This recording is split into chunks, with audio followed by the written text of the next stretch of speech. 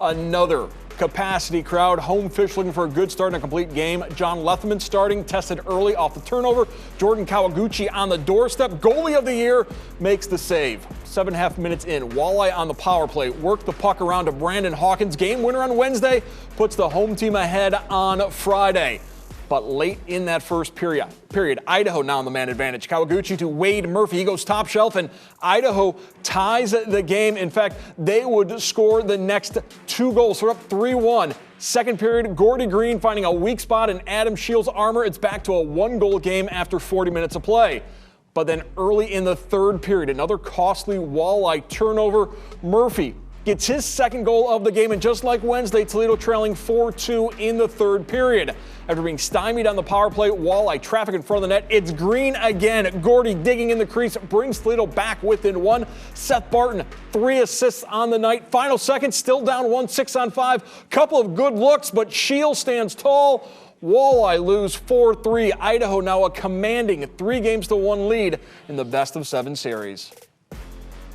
We got to play, I think every third period we played really well, and that desperate, that urgency, that type of hockey, we have to do that for 3 periods here.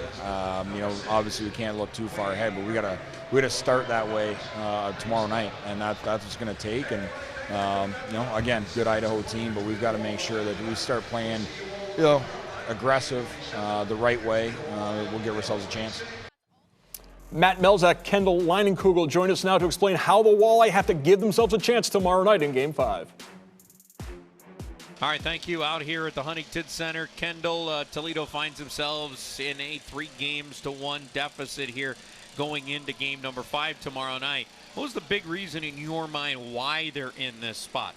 There was a major theme that went on within the Walleye's defensive breakdowns, and that was big turnovers. A lot of neutral zone and defensive zone turnovers with defensive breakdowns that caused a lot of odd man rushes and ultimately resulted in goals for the Steelheads. Yeah, and Toledo, even though they dominated a lot in the third period, they gave up a turnover, led to a goal very early in that third, 35 seconds in, Kendall, and it made it a really uphill battle tonight. Right, and now that the Walleye are down 3-1 in their series, they have Game 5 tomorrow, and they have to be able to play the entire game like they've been playing their third periods. They have to play the entire game with the same momentum, the same desperation that they have in the third periods of all the games that they've played so far. Hey, we know this. The hardest game to win is the 4th one in a series to end a team's season. We've seen it in the 2 previous games. For the Toledo Walleye, they ended up running away from Cincinnati, but Indy gave them quite a run, though, in their Game 4. Actually had the lead most of that game before Toledo ultimately overcame them. So it's going to be really tough tomorrow on Idaho. Toledo's going to make it tough on them, aren't they? From here, it's going to be a strong mental game. Idaho has to be able to keep themselves level-headed to be able to make sure that they can try and go out there and be able to take 4 games, but Toledo has to be able to come out with that grit, with that hungriness to be able to come out and keep Idaho at bay and be able to take it back into Idaho for Game 6 and 7. Yeah, it's a tall order ahead of Toledo, but as we've seen many a time in hockey, a 3-1 deficit is not totally the end an awful lot. So we'll see if Toledo can do it. That's coming up tomorrow night here at the Huntington Center, but that's a story from here tonight in downtown Toledo. Let's send it back to you now in the studio.